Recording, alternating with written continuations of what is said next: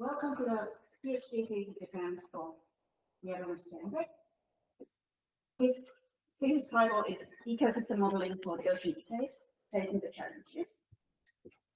And the committee members are Paul North from the Ecosim, and Monica Bull from Ecosim, and my name is Lala from the Natural Resources Institute. Now, we will have about 1 hour to present the work, and then we will continue with some questions. I'm here to present you the things I've been thinking about the last 4 years. Anyway, so I'll present my thesis along this following outline. I'll give you the background of my thesis. I'll present to you my aim, research objectives, and my question. And I'll discuss the 4 chapters that I've written briefly. I'll provide you with a summary of discussions. If time will allow me, I'll read out my conclusion. Without further introduction. So I'm probably in this crowd preaching to the converted, but we know the world's ecosystems are not in a very great shape. Life on Earth depends on thriving ecosystems and biodiversity and thriving marine life. But human impacts such as climate change, overfishing, resource extraction, species predation are impacting ever increasingly and in ever increasing locations as well, the ocean and ocean life. And that's not generally a good idea. We're now starting to head towards tipping points that could be irreversible and dangerous to submit. And the window to take decisive action is under management approaches that have been put in place in order to allow sustainable and reasonable exploitation of the marine space and optimization of it. You can safely say that the traditional governance has not been very good. Traditional governance tends to be quite sectorial, piecemeal, driven by election cycles more than anything else, and disconnected within and across areas. So as a result, things like the approach to ecosystem-based management has emerged as a holistic, science-driven approach to try to consider both the health of ecosystems and societal needs depending on it, to unify that into a more sustainable and continued long-term approach for managing the marine space.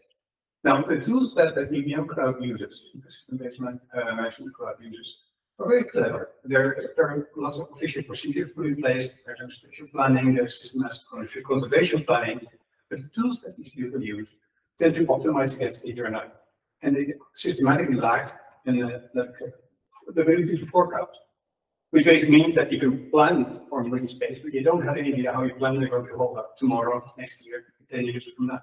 In my eyes, it's a little oversight. I think it's important to be able to look into the future. So, because ecosystems, climates, and social needs, societal needs are constant change, they constantly evolve. And you need to also take that into consideration when you plan for the long term if you're really serious about for instance, right? So, and this is a spot where marine ecosystem models can fill a gap. They offer the necessary capabilities. You can bring their society, environment, and climate, and can forecast into the future. So I was wondering, in my little corner of my profession, why are ecosystem models not more used in this type of arenas, and what can be done with them? So before I plow on, a little bit of the definition of what I understand with marine ecosystem model. I consider those the mechanistic process models that start off from a known elevated state and iterate forward to capture the dynamic of the ecosystem and the influence of climate change and human activity. This figure here shows that quite well. The ecosystem is the green bar in the middle, and the blue is the climate, and the red and yellow is other things. In these models, if you explain the past, if you can hindcast, so basically you look behind you and you try to make these models represent what happened in the past, then you have a reasonable foundation to start exploring possible futures with some level of certainty, of course. But these models are complex. They're mostly built by and for scientific groups, or marine scientists. They're iterative, which means they start from a known state and then iterate over time. representing complex food web models where effects cascade up and down. So we have the process is absolutely not linear and very interconnected over space and time, which makes them a very specific breed of model, but with its own intricacies, own challenges. And of course, they also incorporate processes of several orders of magnitude in both space and time. Nevertheless, these models are increasingly used to advise, especially global climate change and biodiversity assessments, IPCC. They're often linked to Earth system models, which provide climatology in the past and for the future, so the blue bar and the figure. It's good to know that these models, of course, are the models, and every model is a simplification of reality. Every model is wrong per definition, but still has utility. But there is you have to be aware there's a big lot of uncertainty in this kind of models. And yeah, so the utility is not necessarily in providing absolute values, absolute truth, but more giving you genetic understanding how the system works and how future may unfold. Okay. So bring on the United Nations. The UN declared in the decade we're living in, 2021, as the the decade for ocean science and sustainable development. And under the credo, the science we need, the ocean we want, they try to bring to the forefront globally the need for making ecosystem-based management a reality. And they highlighted 7 spare points, and the ones that put in bold are basically ones that ecosystem option address, at least in part. That's kind of cool. In 2020, the reference is down here below among those, Heinz and all. We were writing a paper to articulate how the unique imperative that Ocean Decade has raised for ocean sciences. And we try to, especially for ecosystem models, try to articulate 3 points, the first 3, of what that would mean for us. So we really need to make our models better available to decision-making areas. We need to learn to communicate meaningfully. And we also make sure that we can co-create marine sciences. We wrote a paper, and I think, yeah, my answer to most of those. But it was basically starting my PhD. And for my own account, I added the 4th one to make modeling more robust. So I'll explain that a bit more in detail. So we're going to look at these points a bit more in detail. Why are these important issues? Well, the first one, making models available to decision areas is really that MIMS, marine ecosystem models, are really specialized tools built and run and interpreted by scientists. That makes it very hard to use for non-scientific audiences, despite the great societal utility that these models have. Communicating meaningfully and co-creating marine sciences, yeah, this is about that marine policy and scientists both have their own totally disconnected ways of looking at the world and approaching it and encapsulating it, translating it, and all that. You need to bring it together. It's complicated. On top of that, MEMS are typically used to answer ecological questions, policy questions. And the last thing is that scientists are simply not the best communicators. We have to be honest about that, I think. So this is complicated, and this needs to be solved. And the last one, making MEMS more robust, that stems from the notion that for 20 years, there have been papers saying that we need to systematically calibrate and validate illustration of our models because otherwise people don't say the tenure is going to be limited. If you cannot explain why your model behaved the way it did with what level of uncertainty, then how are you going to convince your audiences that your model is actually usable? So that's an issue. So we need to work on that. And I think that the science that are working these issues, but they simply don't know how to fix it. Because the issue underneath is, I think, technical. There's a technical foundation that we're missing in order to be able to do all these things. Because scientifically we're ready, but technically we're not.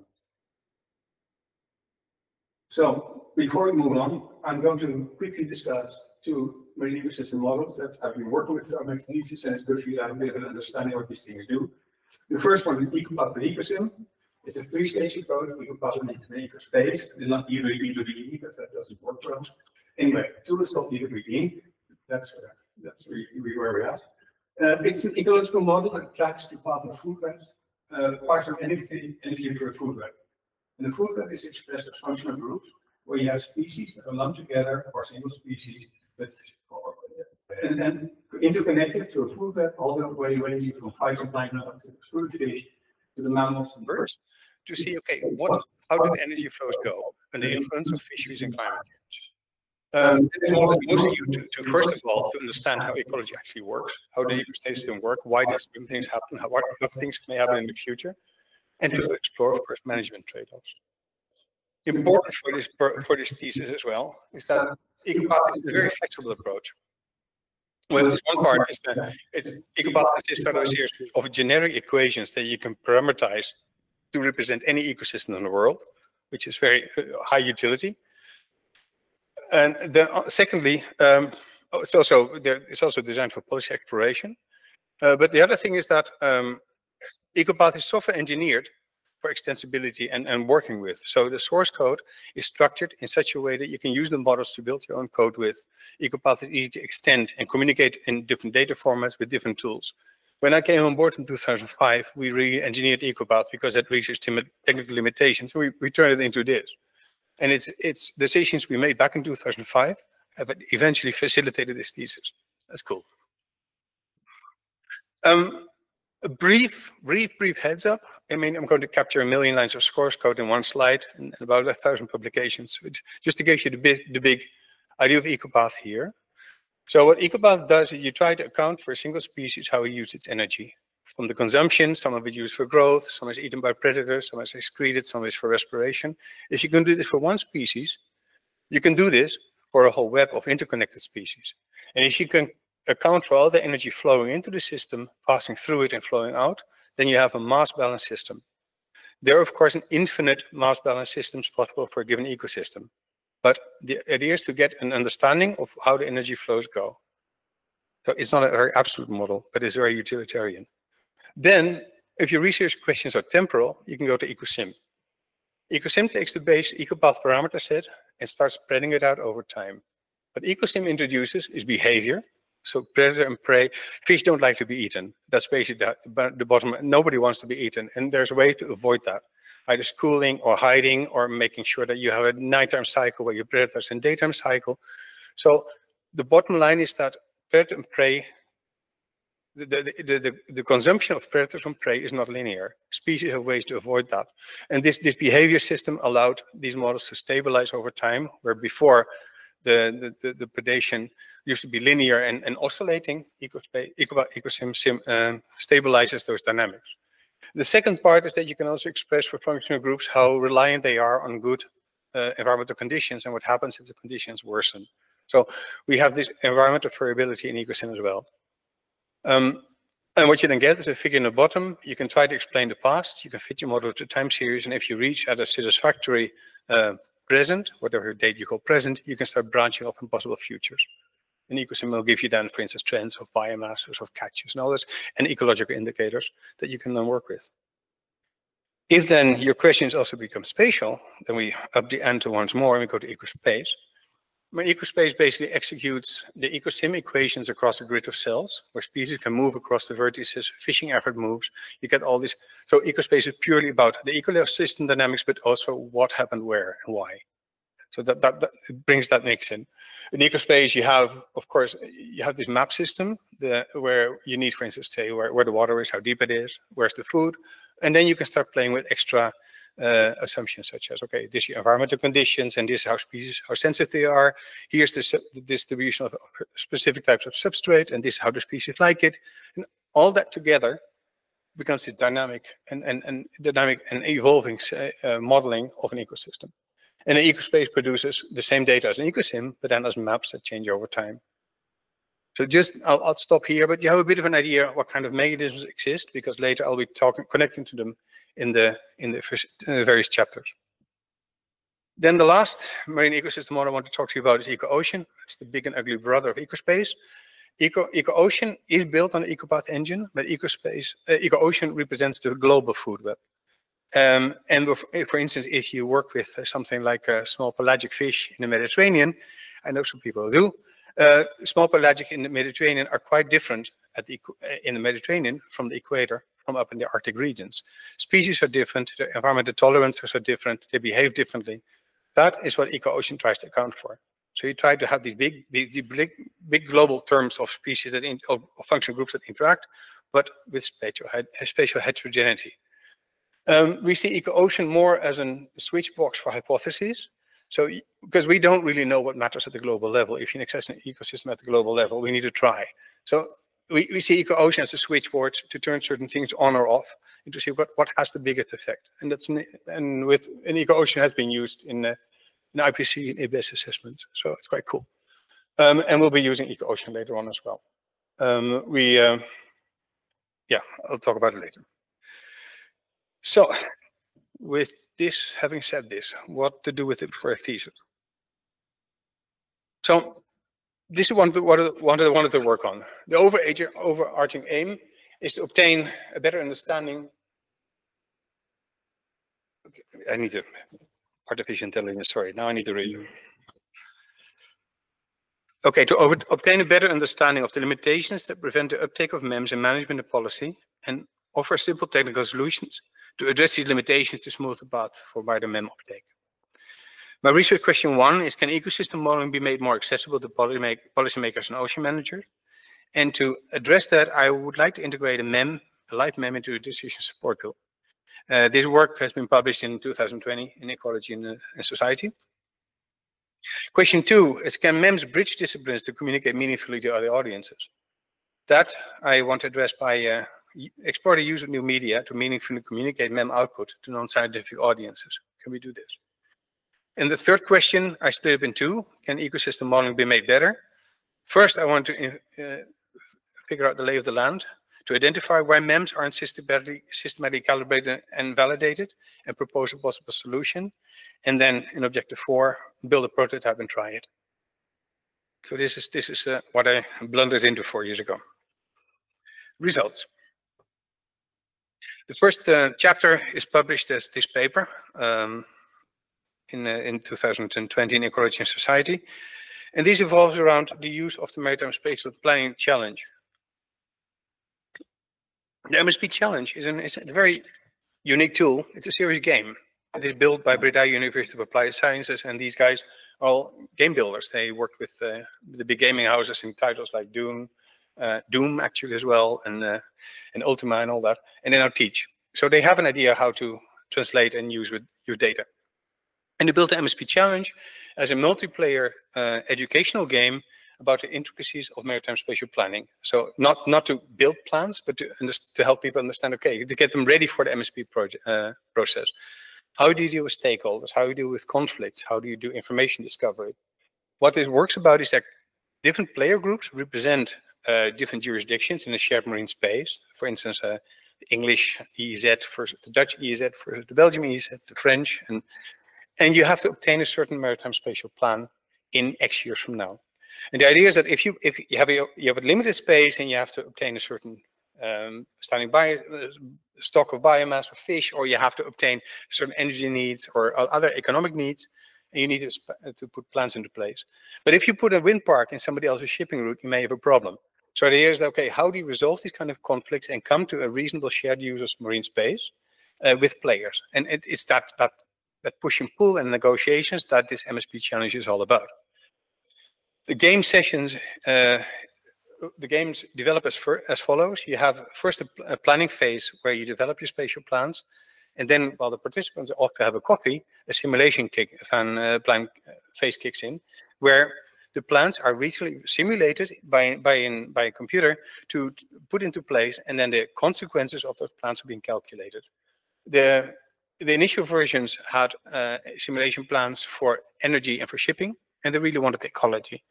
And by fluke, I ran into these guys quite a while ago, and they were looking for ecology, and Ecosim and Ecospace fits fantastically here. So I put Ecospace in here, and we tried it for 2 different areas: the North Sea and the Firth of Clyde. The Firth of Clyde is the Irish Sea, stuck between Norway, the west coast of England, and Ireland. And they had sessions for those areas, or the Irish Sea was under development, and they wanted ecology in, so we did that. So how do you bring an ecosystem model into something as this? Well, the concept is actually quite simple. It turned out to be much simpler than we feared it would be. Because, look, you cannot, of course, not tell Ecospace, here's a wind park, because Ecospace doesn't know what a wind park is. But you could bring in the ecological consequences of a wind park.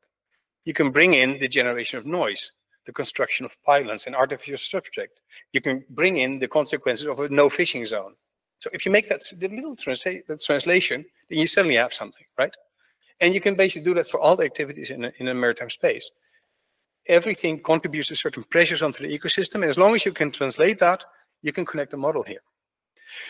On the way back, the way back to the players, the outcomes, an ecosystem model generates quite geeky data, but if you can translate that to data that's meaningful for the players, then you can involve them in the output of a model, and with that you can create a play loop. You know, you do something, you get feedback, and you do something else, and you get feedback. It's actually not so complicated, and that was nice. So we did that. Then there's a little section at the bottom that says, okay, if you want to contribute with your model to MSP Challenge, you start with a calibrated and validated ecospace model that you're very proud of, and then you have to simplify it because, listen, a coffee break of 15 minutes, running an X-year simulation phase, including shipping and energy, not only your ecology, means that the model has to be as simple as possible to address the questions well. That is something, a unique requirement we built for this playability for this version of MSP Challenge.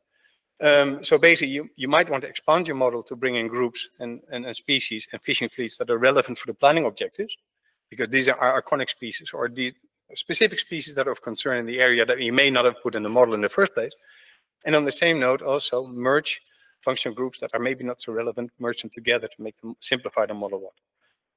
And then all that entails is basically defining how the pressures that come from the MSP Challenge and affect your food web, and then how to translate the output back into outcomes. And if you can phrase that, that's just data connections, and actually the connection is very simple. So we did the following. We identified 5 different pressures, and here normally ecologists are yelling at me because this is not scientific enough. We had noise, we had surface and bottom disturbance, we had artificial substrate, and we had no fishing zones. And we did it even very simply. A cell is full of noise, or there's no noise at all. No decibels, just a cell is 0 or 1. Very simple. But remember, this is what the MSP Challenge is about. It's about indicative feedback. It's not being, unto the 6th decimal, we have to be accurate. That was not the idea. People need the idea, I put a wind park in, what might happen? And just to show that there's consequences. And we basically convert the presence of plants in the top left figure, and that generates, here's a noise map. Simply by the presence, the amount they generate, and bang. It says how we generate the pressure layers. And with simple responses, the pressures can all affect the different football components differently. And you can things like here at the bottom. The shipping map in the Firth of Clyde generated noise, generated surface disturbances, to which the cetaceans, so biomass displacement. So it works, right? You can. And so based on this, you can make things quite complex. This is briefly testing it. What is most important here, I think, for the purpose of this thesis is that the ecological model showed various things that you see in real life and that we brought now to players, such as, for instance, if you have species that are affected by certain pressures, if the predators are driven away, the species can still benefit from the pressure of those pressures. So that's a bit of a counterintuitive effect, but that's what food webs do. You can, for instance, try to protect a single species, and if the biomass builds up sufficiently, the predators might get wind of it and might move in and might clear out your protected space, which is called the MBA paradox. That happens as well in ecology. And the last one is also, if you put fishing restrictions in to allow biomass for species to build up, that's great, but if you don't reduce the fishing effort, they congregate around the borders of your protected area and start fishing. So all these kind of dynamics were very useful in test sessions, and we safely say that ecological feedback is kind of useful for maritime spatial planning. But here I leave MSP Challenge. Next chapter, OceanVis. So OceanVis was built around the notion that marine ecosystem models can really provide additional feedback to processes, to planning processes, but a traditional approach is that for a bunch of scientists, oh, you want to do planning? We'll put it into a model. And it makes the model even more bulky, more complicated to work with. We didn't want to try that. That's been done. And it often becomes so complex that it doesn't work. So we thought, okay, let's have a separate model that people can use for exploring and obtaining additional intelligence. And OceanVis was a big experiment in the terms of how we're going to have the support dialogues here. How can you make it easy to understand and operate? how can you reduce information enough to provide stakeholders what they need if you come from the point of a complex model? And the last one, can we also experiment with 3D gaming technology to integrate, to engage audiences? So this figure in the top here shows a little bit how we foresee it. You have a planning cycle and you just want to use an ecosystem model as a complementary tool to fast track learning and to get quick understanding of possible management interventions that you can try in the model before you have to do it for real and say, okay, this might plan out this way, okay, we can choose. And this is all based on an open discussion where policymakers will be around the table with a moderator operating a model and just explore possible interventions and management options. So what if style? So this is how we organize the software. I'm not going to elaborate too much on it, but we have there's a okay, good. There's a client server architecture here where you see on the central model, the server runs the Ecopath model, and then there is a client interface where different participants of the discussion sit, and they get the information. They get the hardcore ecosystem model information, and they get the 3D visualizations. The information they get that comes out of the model, we organize it hierarchically to try to reduce information overload. We provide broad ecosystem-wide indicators first. You can click on it, you can dive deep into the details, and you can navigate back up to get the global picture. We thought that might be a nice way to navigate a complex software. And then, of course, there's the 3D visualizations. About the 3D visualizations, the OceanVis 3D component, it's a big library of species and marine plants that populate marine space. And this can be driven by ecosystem models to show the changing biomasses and to get away from the graphs and charts or in complement of graphs and charts to show how an ecosystem could look like if you start playing with it. Just to create an empathetic reaction rather than just the technical and the dry. So anyway, it featured lots of interesting features. You can also, for instance, change the color and the transparency of the water to communicate things like nutrient loading, deteriorating situations, etc., murkiness. It didn't feature, for instance, things like predator-prey relationships. We didn't want carnage on the screen because we thought it would be a bit disastrous to the policy dialogues. And of course, and this thing can be live-driven by ecosystem models. Here in this slide here, yeah, I got a mouse here. Okay, so this is OceanVis in a very early stage, and we thought, you know what is better to communicate change than sequential animations? Well, I think you can quickly spot what goes wrong here, because the changes are not linear. After 10-20 seconds, look at this, like, yeah, so what? You know, you basically lose your starting situation. You have no visual baseline. So we came up with this other approach here. We decided instead of having one screen, we chop the time bar into 3 different slots, beginning, a midpoint, and end point of the simulation, and you can see the state of the ecosystem side by side. Well, I think this is a bit more impactful. So here, in this case, I think, yeah, you can have a bit of a better idea what happens.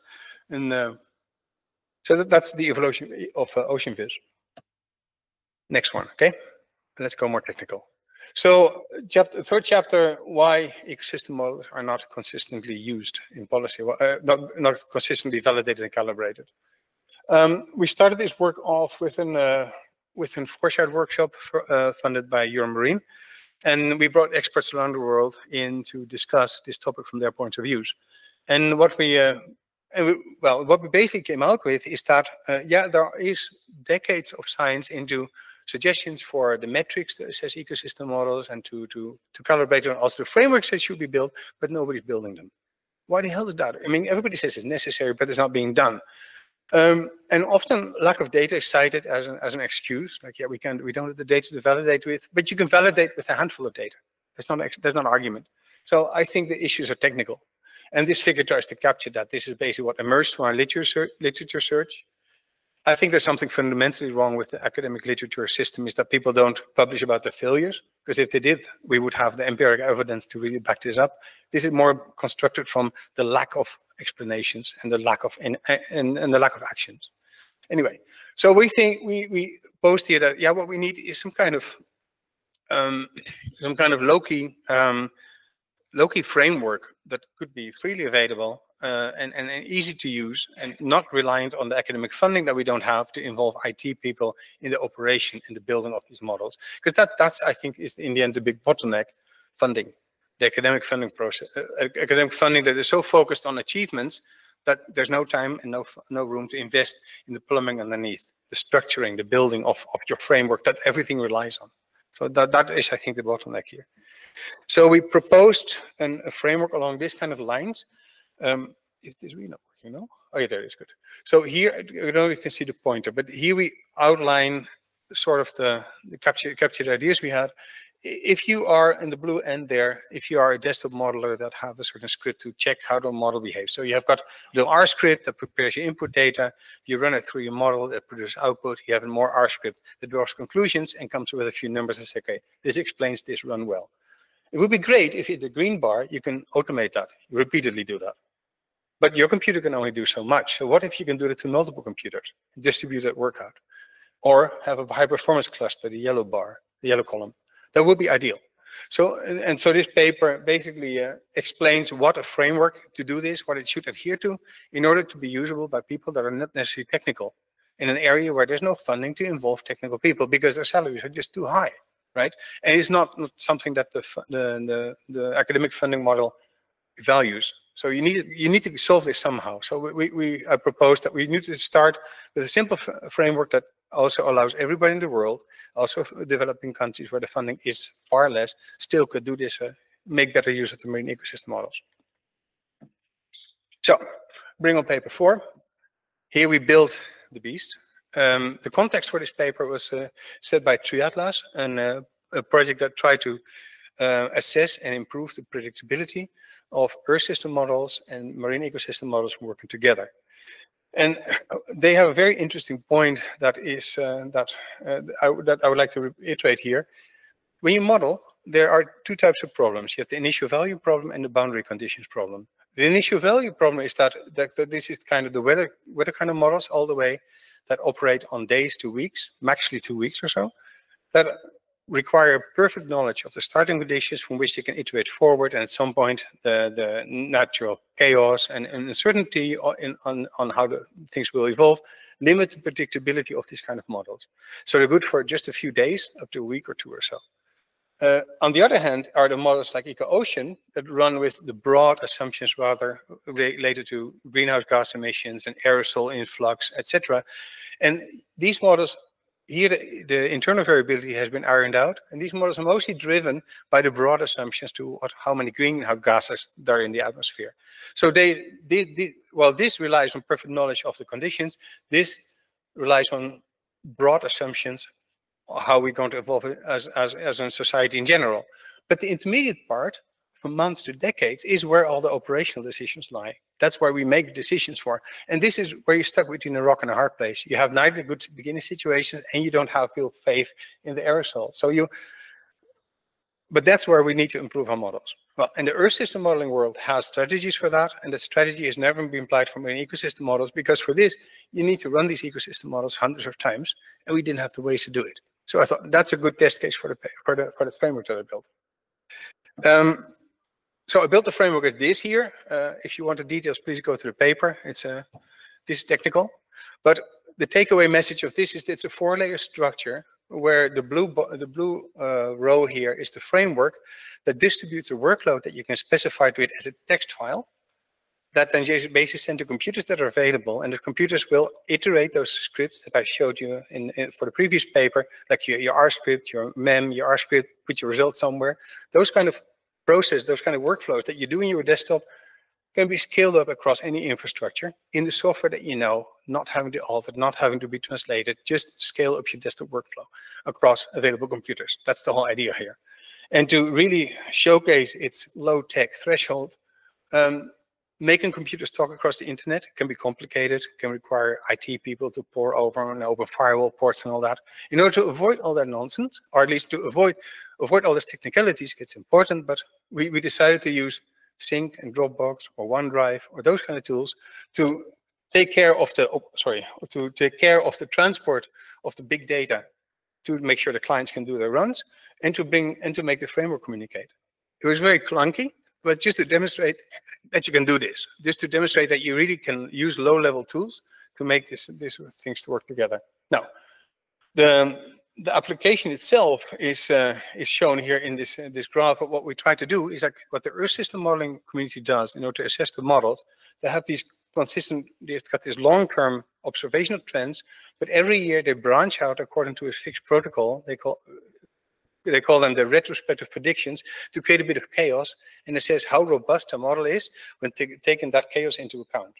And from that, they can realize that the model needs to be corrected, or it assesses the predictability of the models. And those retrospective predictions, or call them feathers, because that's what they look like here, I run those through a marine ecosystem model just to see what it would do to the ecology. That's just, just blunt force experiment, brute force experiment to see if the framework would work and if you could get results. So it did. Otherwise, it wouldn't be here, I guess. We run here down in the bottom. You see a little graph of the different computers we use. It was really deliberately a hodgepodge of computers in 2 different locations, computers with very different specifications, because this is what scientists tend to have, strung together with Dropbox and Sync in order to distribute these about 400 Ecosim executions. Ecosim took about 1,600 CPU hours across this hodgepodge infrastructure, and a single Ecosim run can take 2 to 6 hours, depending on what kind of computer you run it on. But we were able to perform almost 400 runs in under 30 hours, which was ridiculous. It was fantastic. What we saw is that, okay, the framework works as intended. One thing I didn't say yet, we aggregated the output of these models not as maps, because Ecosim produces for a single run about 50 gigabytes of data.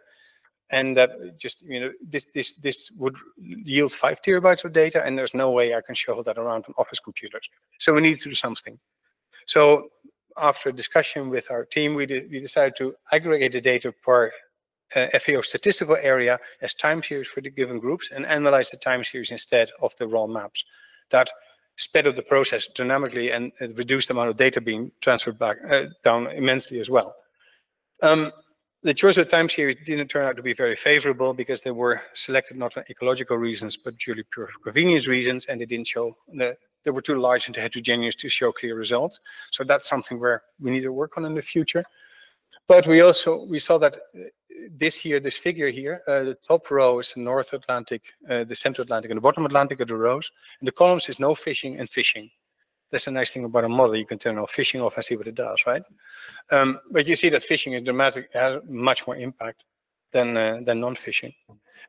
So the impact of the fishing overwhelms the uncertainty of the marine ecosystem model, the Earth system models, which was a good finding already.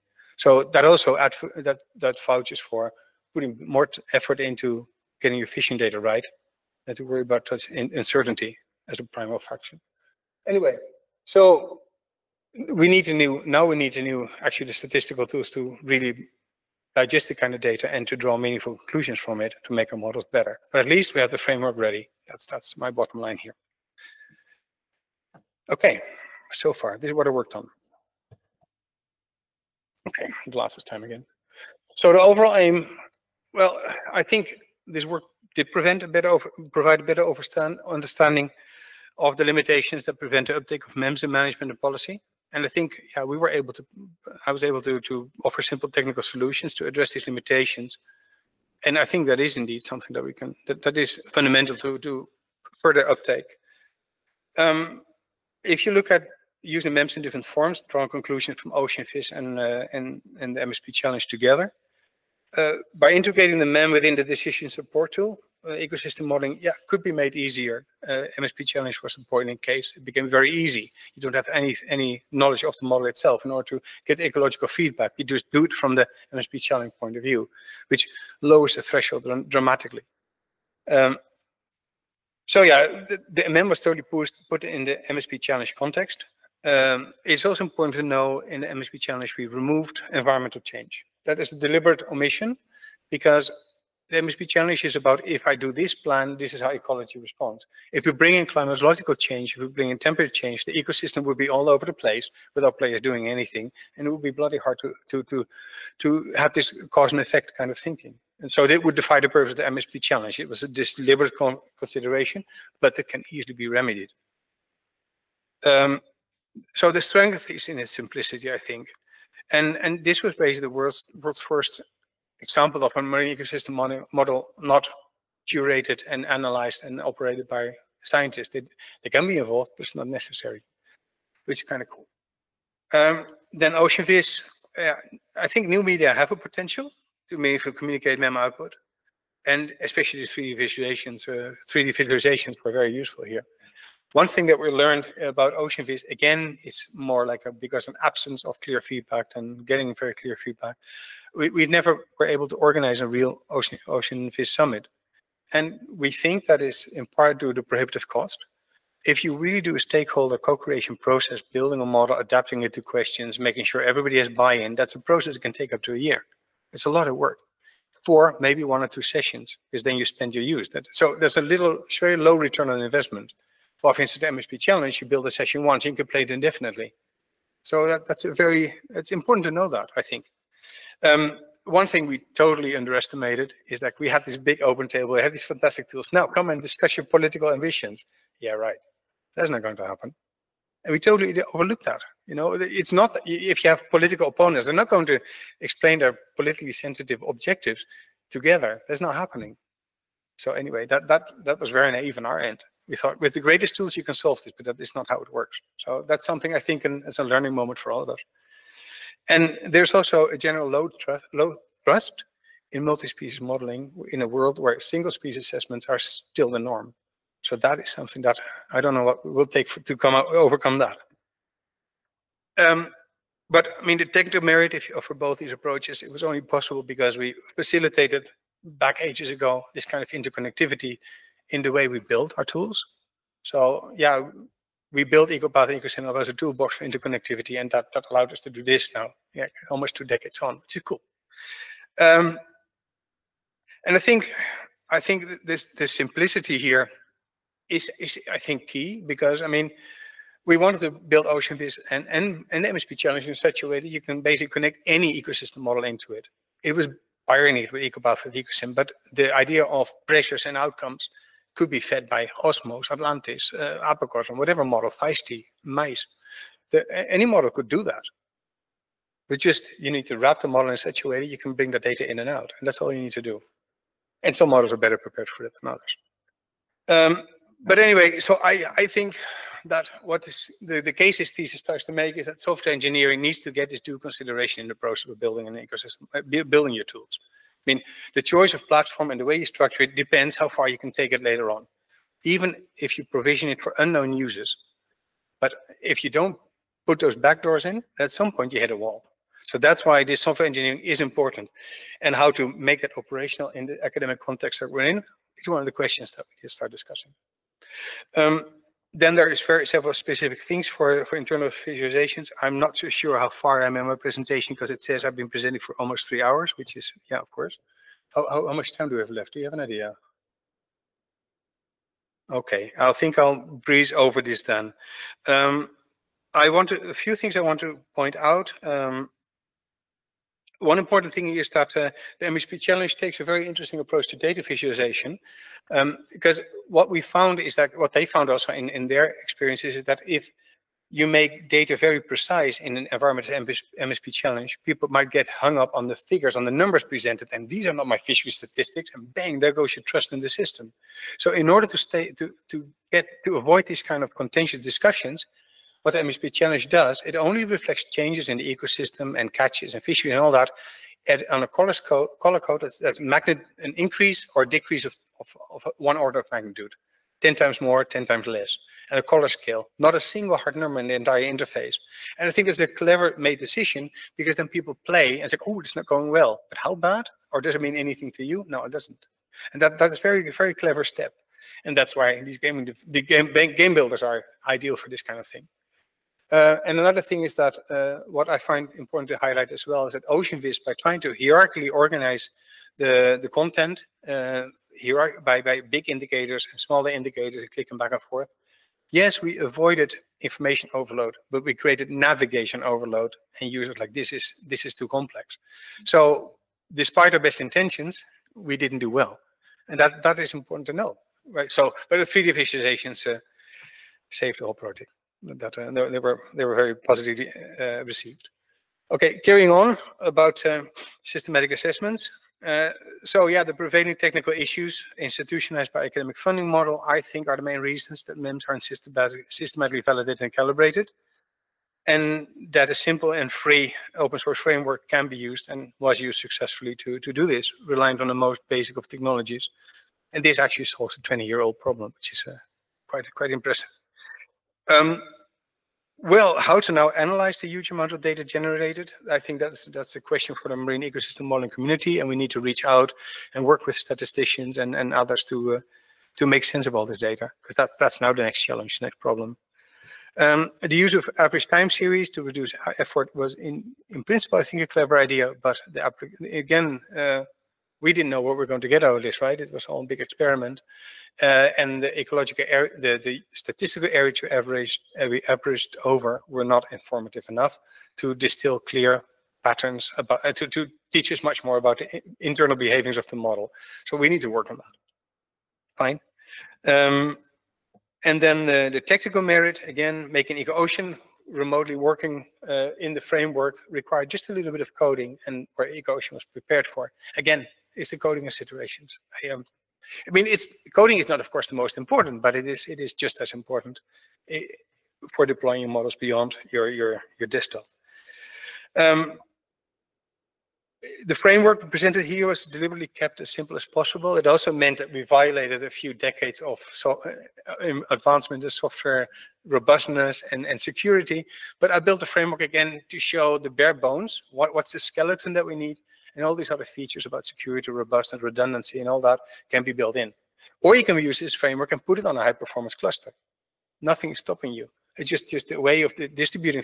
This framework can integrally be placed on Amazon Cloud.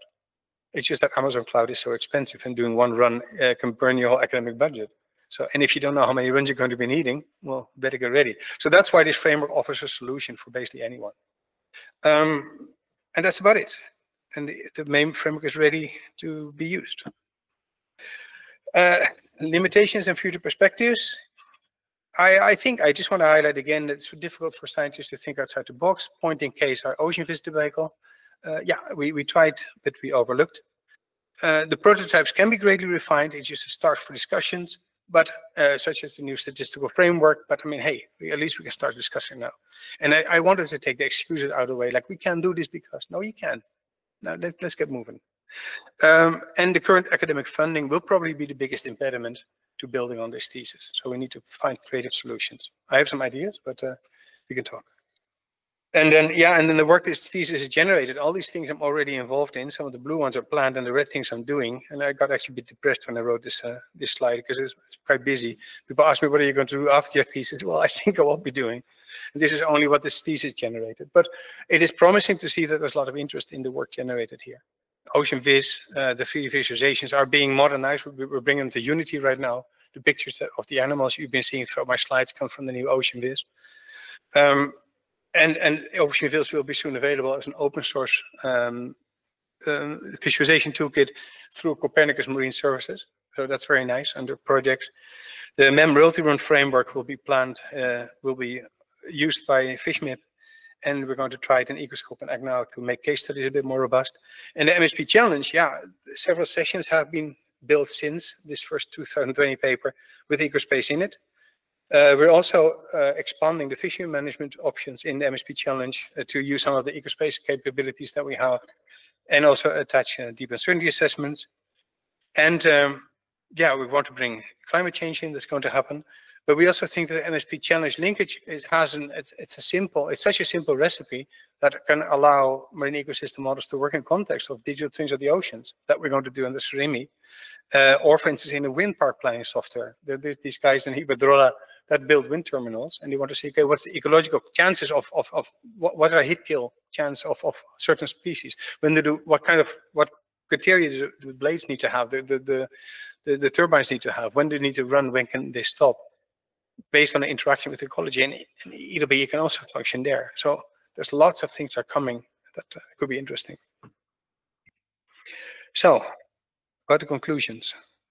Shall I read them out? Can I? 2 minutes? 10 minutes, I can do that. There's 16, okay. Okay, so the conclusions, literally from my dissertation. The uptake of marine ecosystem models in policy and society is hampered by a factor largely ignored in the literature: technical issues, institutionalized by the current competitive and achievement-driven academic funding model. Relative simple software engineering can make MEMS operational for the aims of the ocean decade, but this requires that model builders start giving software engineering its own due consideration in the MEM construction process. The MSP Challenge simulation platform is the world's first example where a scientific marine ecosystem model is operated in a serious game and where the audience do not need to be ecological experts. By translating spatial plans into pressures onto ecology, and by translating ecological feedback into information relevant to the planning process, the operational cycle between users' planning activities and the MEM was completed. Ecospace provided nonlinear food responses and trophic cascades as additional planning considerations to the MSP Challenge users, even with simple food web models and a simple pressure response system. Complexity is not always necessary. By focusing on the planning process instead of planning results, and by communicating relative changes instead of absolute values, the MSP Challenge cleverly creates a safe play space while avoiding potentially contentious discussions. Okay, and on to OceanViz. OceanViz demonstrated that the decision support tool can directly operate on a MEM for operational scenario exploration.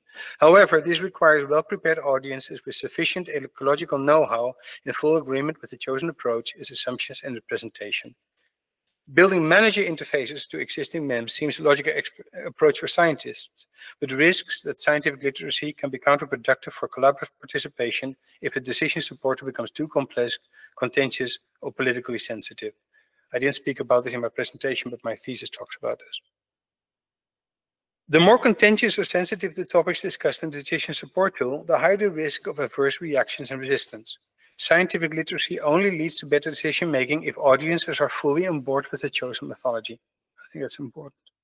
The use of 3D animations to convey ecosystem change appeals directly to our built-in hedonistic worldview and has the potential to complement more traditional scientific communication. On to the systematic assessments. MEMS lack systematic assessments because the MEM community has no tools to execute these assessments. The challenges are too technical because of the computational structure, data needs, and software capabilities of MEMS. As academic funding undervalues technological developments that do not produce new scientific findings, this situation is not likely to change anytime soon. The MEM community needs simple solutions to scale desktop-style MEM assessments across available hardware, allowing MEMS and statistical tools to run in unauthored form and without a need for IT complexities and extra funding. The MEM multi-run framework demonstrated that a MEM for the global ocean could be executed hundreds of times across mundane computer hardware, supported by simpler technologies, and directed only by a text file. The framework prototype deliberately used the most basic of technologies, such as Dropbox and Sync, to demonstrate that the MEMS can be systematically executed with minimal means. This is so unsexy that in fact it's quite sexy in its own right.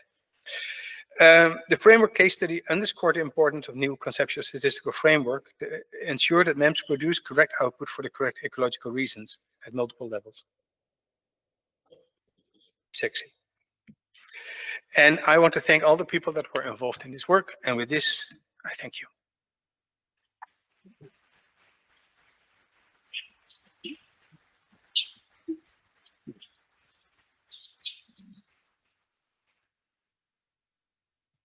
Thank you for your presentation. I suppose now you can choose whether you will stand there or sit down for the I can discussion. sit with you. That's fine. Yeah, good. I'll turn it off. So we can start with Paul.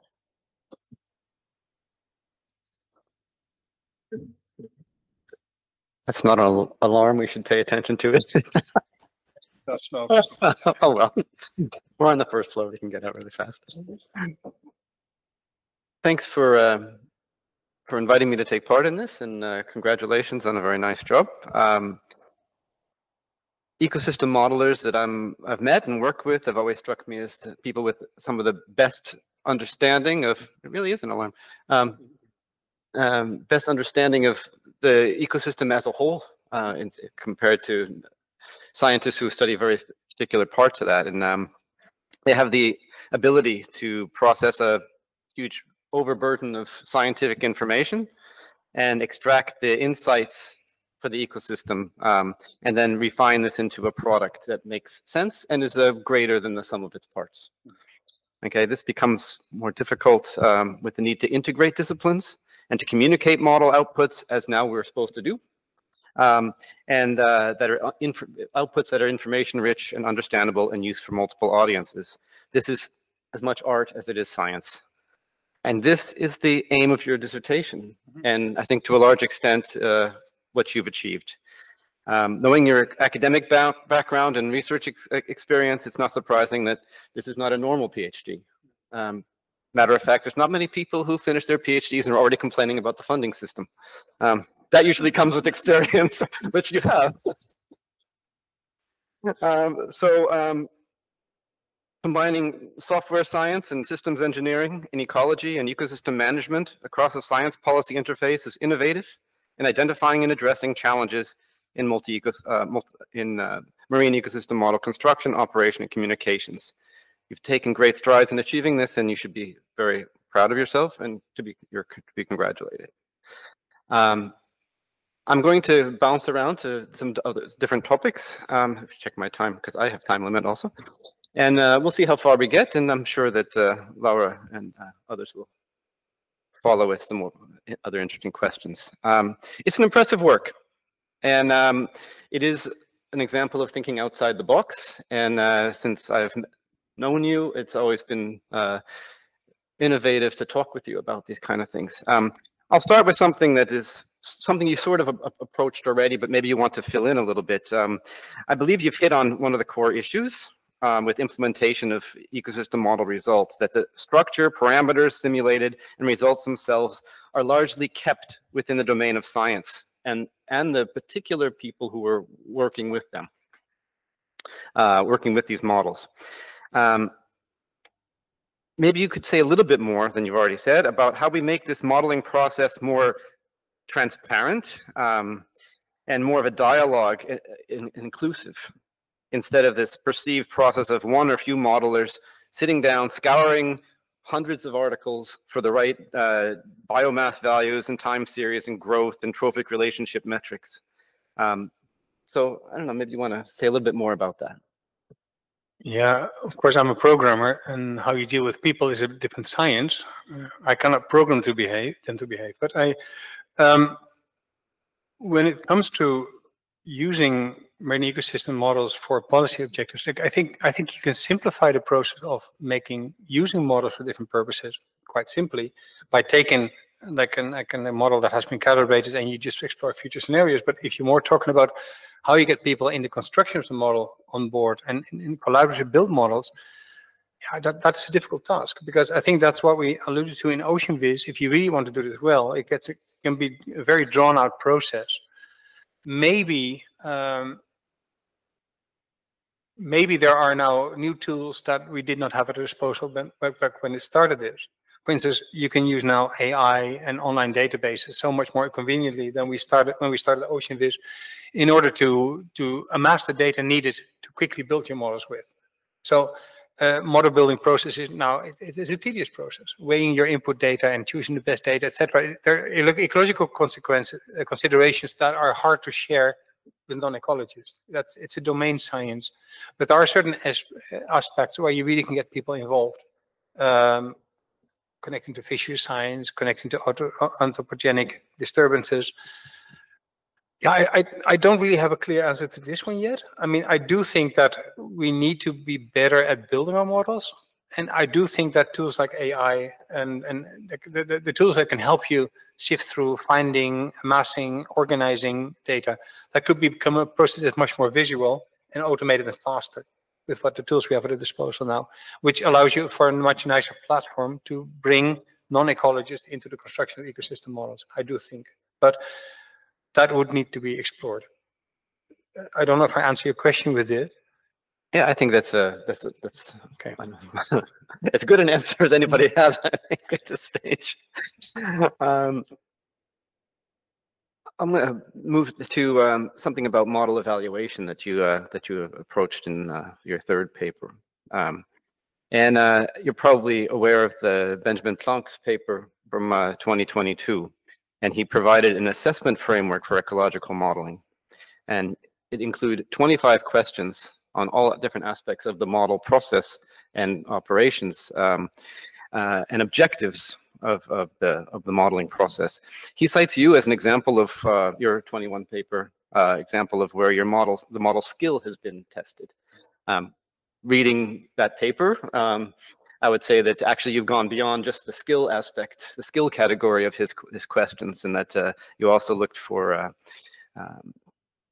did sanity checks and looked at uncertainty. But various aspects, understandably, have been left out, both related to the questions in the beginning, other than I want to make a model that mimics reality for some reason, and some other aspects that he approached there. It's a pretty heavy process that he proposes. And of course, he proposes that maybe everyone does this. Do you think that this is realistic to perform, considering all the other aspects that go into the modeling? And how do you, is it just something you keep in the back of your head and try to approach it partly? Or how as a modeler, how would you deal with this kind of advice? Yeah, I think what Benjamin Blanc produced in his paper is quite top heavy, very bureaucratic. And it may, if you want to satisfy all his requirements, it also can take you away from the modeling exercise. What I do think is like also what he's getting at was quite useful, is like we are supposed to deliver science that is according to fair and open science principles. That's what the EU now demands. And fair use is really just straightforward. You want to make your data findable, interactable, also in a way that people and machines can take your data and work with it. But I also think that nowadays, we have so many modeling techniques out and so many research questions, if we start matching models with research objectives, policy objectives, just to find the best match of tools available to address your questions, we also need to have some kind of descriptor system that Benjamin is proposing in order to make sense of what a model can do for you and if it's suitable to address your questions, to answer your questions. So we need some kind of metadata language for being able to not only evaluate data, appraise data, but also appraise model and model capabilities and model objectives and model shortcomings to know, okay, are these tools useful for me? Will they fit my problem domain? And I think in that sense, Benjamin, this is something that is also very necessary.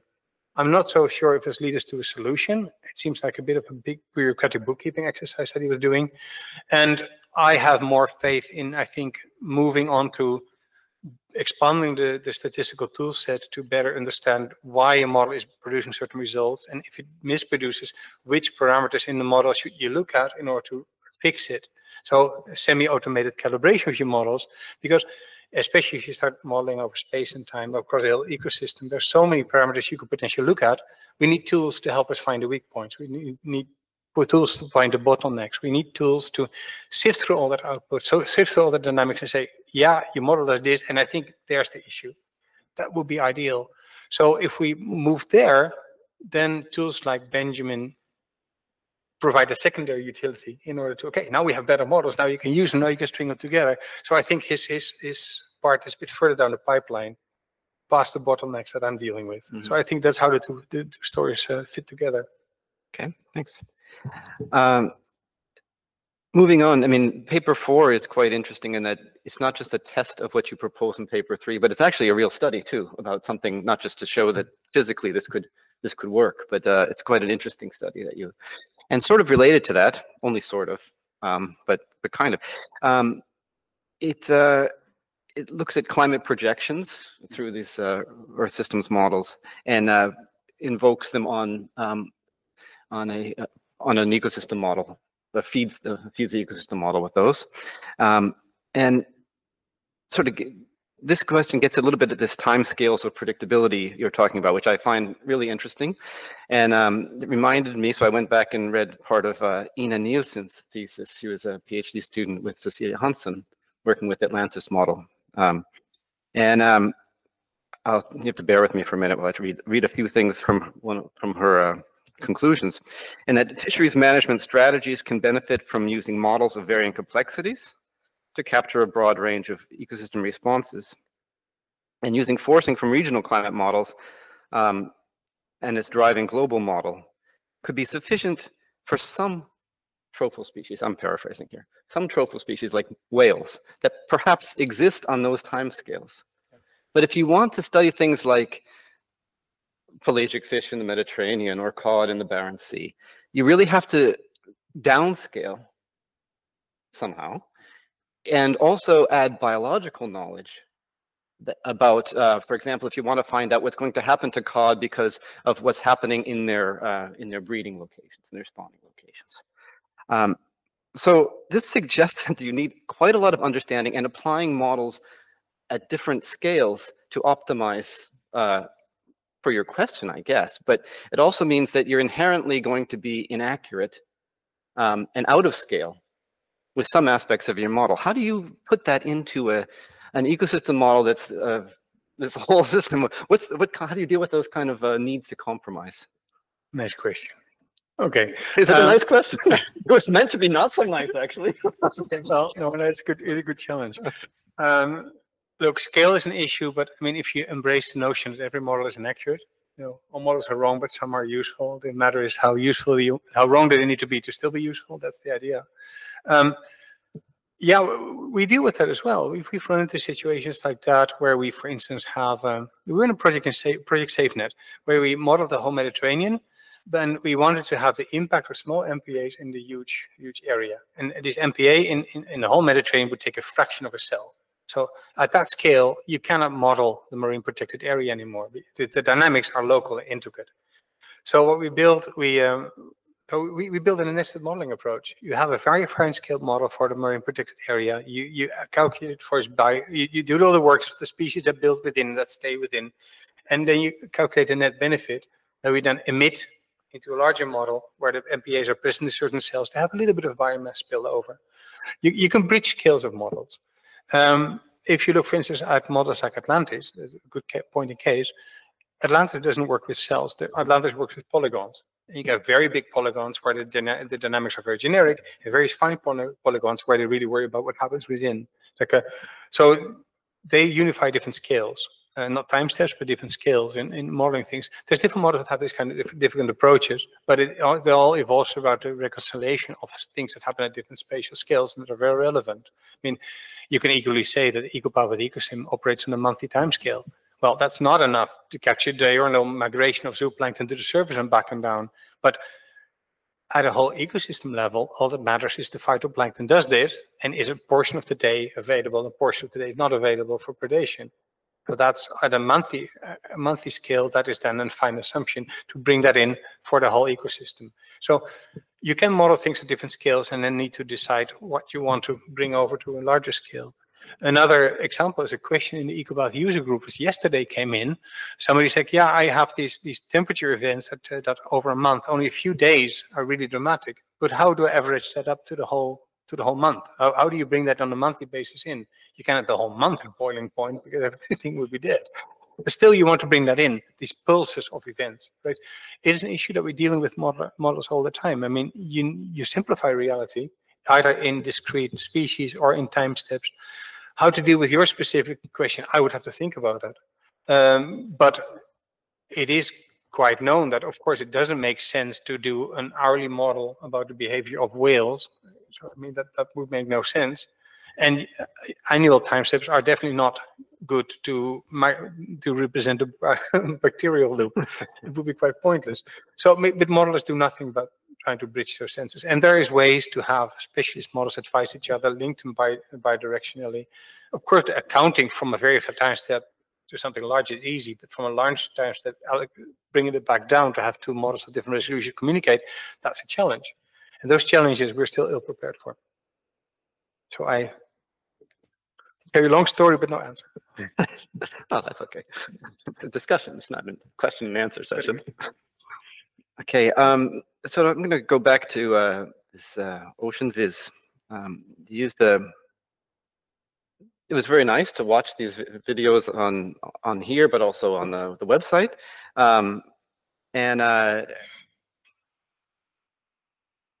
But the whole idea of video games and this kind of, where it's obviously not nature, anybody who's looking at this knows it's fiction. Or it's assumed it's fiction, right? I mean, people, especially people who play a lot of video games, or at least, actually, maybe especially not those people, because maybe the people who play a lot of video games think that's reality. I don't know. Is there a risk that policymakers and other stakeholders exposed to this forget that there's real science behind this, and that the real science behind these visualizations may be of different quality or detail? And when you see schools of fish swimming by, or marine vegetation in some panels and not in others, how do you quality control that? I mean, is it still falling back on the peer review system for the model, which you had in the marine spatial planning challenge? Or is there some other way of, I mean, you say in these visualizations, yes, it assumes some pre-knowledge of how these interactions, but how are you going to train them to do that? And how do you deal with this sort of reality and not reality aspects of it? Yeah, true. How do you peer review a video? I mean, no, but I mean, this is another issue. Like, I complain a lot about academia, isn't it? No, the thing is that, look, right now, publications are a currency, but videos and other outreach material don't really add to your curriculum, although they're super important. In the case of OceanVis, of course, we took tons of artistic liberty to show the ecosystem. I mean, the translation of a biomass to number of individuals on the screen is one thing. Bringing the ecosystem in one view. I mean, you have to bring things that are maybe pelagic, demersal, things that are far away, things that are coastal. You have to bring them somehow close by, so you can, in a single view or in a single camera path, taking you to the ecosystem, get an idea how the densities are. So you're taking massive artistic liberties, that's for sure. I mean, you can be transparent about that, but how that really translates to, in technical terms, you can account for all that. But how people are going to perceive that and what they're going to do with that technical information, that is totally uncontrollable. So how people will take this in, no idea. We do think that if you take a bit the approach that the MSP Challenge does, the MSP Challenge is just trying to create impact, not accuracy. Like you just that was OceanVis is supposed to do. It's not a replacement for graphs and charts. It's not the only way we're going to communicate, but it is another way to show you, like, no, this is not good. Oh yeah, wow, I would like that. I would like to dive there, and I don't want to be there. So I mean, you get that kind of the impactful responses, and you can achieve that, and you can try to be accurate. You should try to be accurate. We should trying to be accurate when we build OceanVis and build it out further and show it to people. I think the interest that is in it is a testimony that is an approach that's interesting potentially, and could find uptake. Where it's going to be taken up and to whom it's going to be shown, well, that time will tell. Mm-hmm. I do think that we need to be transparent in the kind of assumptions we make into these simulations, and what the builders of OceanVis is now being built. Mike Pan in Canada and his team are mostly working on it, and I just supervise the API construction and all that. They've had a dashboard to allow certain parameters, the visual parameters, to be configurable to show what it does. So you can allow people to play with that, as long as the core message that the relative changes that you see will stand or be solid. And if you then have, one situation versus another, either that being 3 different scenarios, 3 different planning scenarios, or 3 time slices of a simulation, the relative change between the panels will be impactful. And that's what we're after. So yeah, I'm sure there's going to be people that will love it and people that will hate it. Mm-hmm. That happens everywhere. You can't appease everyone. I think the only thing you can do is be transparent and allow people to play, allow people to touch it. I mean, OceanVis, for instance, one of the features we built in is that you can grab a school of fish and drag them through the 3 panels, and you see the densities and sizes change based on the simulation results behind it. And that, I think, is like, oh yeah, whether the numbers are accurate or not, it makes an impact. So I think that is first and foremost the function. If you really want to have the numbers, then go to the graphs and charts and tables and all that. That's the hard data. And if you want transparency in how the process was translated, well, great, we can provide that. But let's learn. I really don't know yet, because I mean, OceanVis has mostly been now a tool for demo places and all that. And yeah, let's see if it's going to be used for real. I'm sure we're going to run in trouble. Oh, that's good. Yeah, maybe it's not fair, but I'm going to ask you the next one anyway. It's a little bit more going into the psychology of politicians and other stakeholders. So I need your insight into that, since you have the probably exactly why. But you've worked with them pretty closely. We've submitted a manuscript recently that tries to synthesize a bunch of work, and it combines Ecopath results and results from Atlantis and CMIP models and statistical models in the Barents Sea ecosystem. Okay, they more or less all show that for most parameters, doesn't matter which kind of climate and SSP scenario you use, we're stuck with 2050 and 2060 results. That's already determined, right? That's hardwired into the system because of the inertia in the system. And it's from all aspects, from sea ice and temperature to fish stocks and spawning biomass. Politicians are only in office for a relatively short period of time, for the most case, thankfully. Most of them will be dead by 2060, yeah. Right? I think that's probably true to say by now, yeah. But how would you get them to, I mean, but we need to start working now, or else 2100 will very soon also be locked in to the way it is now, and then along the same trajectory. Certainly showing them a video is not going to be the solution, but how do you get them to take up this and inspire action, even though it means acting for the long term? It's this short term, long term in models, but also in the human aspect behind this. God.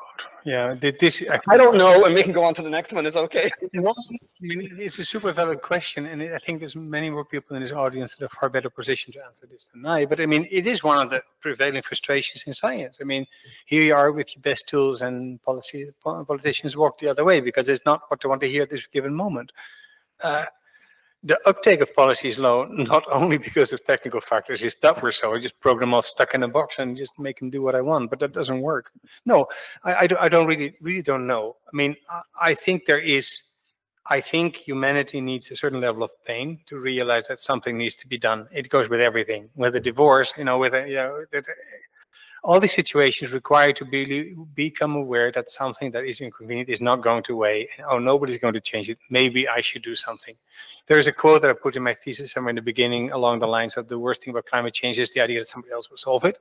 It's true, but nobody feels really responsible until they're drowning. And then it's too late. And then we're locked in for way beyond 2100. You're right. I think the things that we're squabbling over at present day are so distracting from the real issues that we should be focusing on.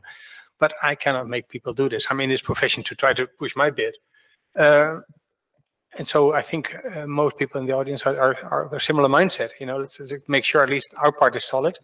And hopefully somebody will notice it and will not turn their back to it. How to do that? Mikkel would be much better position to answer this, and he's still laughing, so that's not hopeful. We'll talk after. No, it is a complex puzzle. How do you ensure uptake of your sciences? But I think what you can do, and that's mass manipulation. Tools like OceanViz, bringing marine ecosystem models and integrating their feedback into societal processes can provide pressure from the other end on the policymakers. Look what's happened to smoking, right? I think if society takes these kind of ideas up, then you have a chance of fueling the fire on the other side and to create a societal urgency. If voters want this, then things will start happening. And I think, and therefore, what first thing is necessary is that we get out of our bloody ivory towers and start making our tools useful in a societal context. And this thesis puts it a few steps in that direction. All right, so that I see it more that way. No, I think you've made some steps toward that as from your software engineer background to talking to getting into the psychology of politicians. I want to bring up digital twins. You mentioned it several times within your talk here, but also in the thesis, and the roles, and so with respect to models and how they can play roles, how models can play a role in them. In some ways, these digital twins are advertised as a great quantum leap above end-to-end models, because they include even more than everything. But the digital twin concept comes from engineering, where you mathematically produce a copy, and then you can stress test it with sensors and see. This is not possible in the world. Digital twins are an impossibility, right? But still, it's the you see where the EU is putting their money and other places are putting their money. It's for digital twins. You have some projects on digital twins, and you seem quite excited about them. So to someone who's maybe not so excited about them, maybe you can explain to me a little bit better how we can use them, how we can use their imperfection, despite their imperfections, how we can use them effectively beyond the kinds of models we already have now. I think it's a buzzword. As you mentioned already, end-to-end modeling, and I think the word is being used and abused so many times that the meaning is gradually lost and the importance has faded. So now we need to sound another buzzword, digital twin. I mean, I think the idea is interesting. A digital twin is a model that is connected to reality. It's nothing more than it is. And what a digital twin really means, you're right, it comes from industry, where you, for instance, model manufacturing processes by a tool that observes the process, and if something goes wrong, it alerts you and it allows you as a manager to intervene. It's like, stop this machine because something is overheating or something is broke or the product is turning out as it should be. That's what a digital twin is actually about. And to try to do the same thing for the marine realm, I think it's feasible by, for instance, having a representation of the marine world and having sensors that alert you then to like, listen, this is dangerous. Let me give you an example of something that that won me over, and maybe it will do you too. We were in a project proposal to scrape social media and Twitter and videos and all that to monitor what people were seeing in species in the sea basin. We are in the Western Mediterranean, connected to the Suez Channel connected to the Red Sea. And the Eastern Med has seen lots of species invasions, and they can be detrimental for your ecosystem. So what if you can use the social media scrapes to identify species that shouldn't be there? What then if you put that in a model complex and you can bring those species on, and you bring in what you know from where in their native ranges, what they eat and what eats them, and see if the insertion into your model, into your area, could lead to an invasion. If the biomass, if the sightings have a mass searching ratio that this could be problematic. You can feed it through a model, and the model can say, listen, I've seen now so many lying fish here, you need to do something. And these mitigation systems worked elsewhere, why don't you try this and this and this?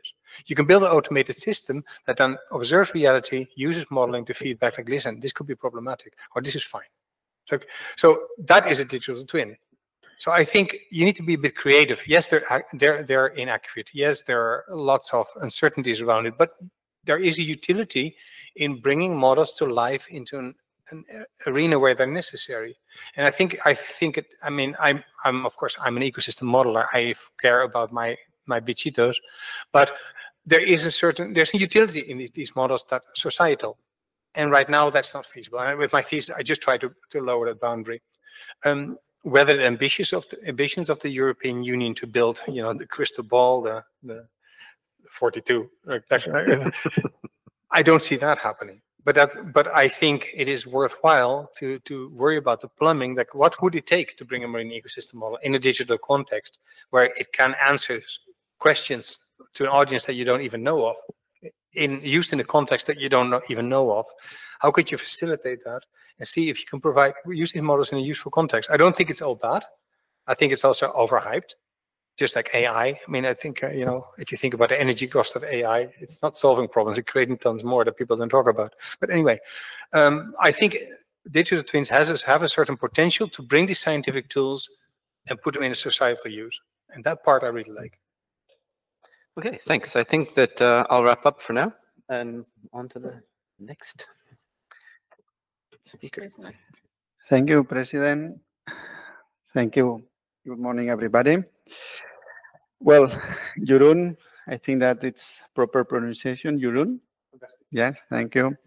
I think that your thesis addresses a significant issue in the field of modeling for policy and society. And I think that here we have seen your ability to engage and also to communicate marine ecosystem models for the non-scientists and users. Probably, in my opinion, this is the most strength of your contribution.